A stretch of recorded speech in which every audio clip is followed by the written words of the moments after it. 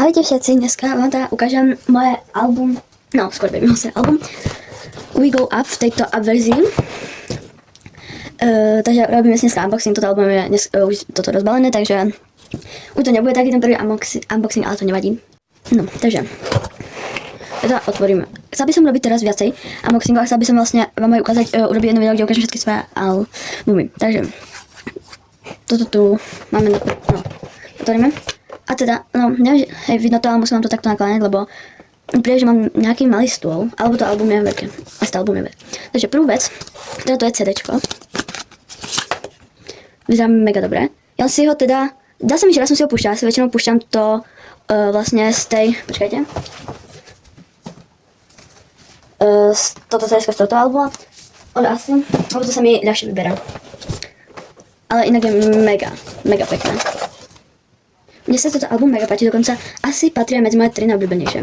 Moje najobľúbenejšie je Strategy od Twice. No potom to je taká nálepka. Teraz ideme na photobook. Musím to zaprieť, lebo by sa mi toto nezmestilo. Ruka. Ahion. Rora. Potom tu sú taký proste, že mix. Rita. No, Farita. My girl, my baby, Asa. Kenny. A tu sú ešte tiež tam také mix, tu sú napísané ešte krejty.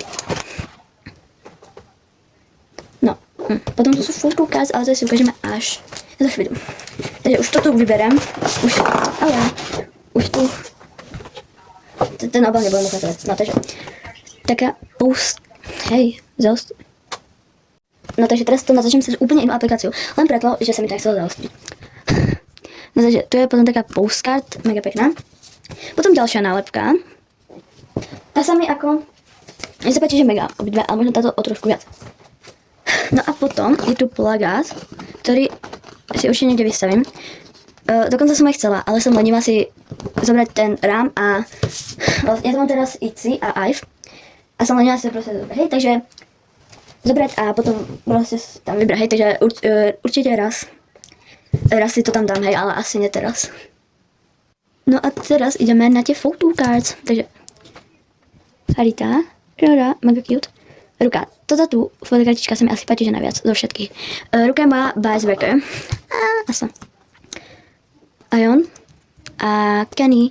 Škoda, že k tomu nie je niečo také, že aké by ste dostali, že proste sa týchto fotokartiček 6 a možno ešte žiadna mystery členka. To by sa mi mega páčilo, keby to tak urobili a...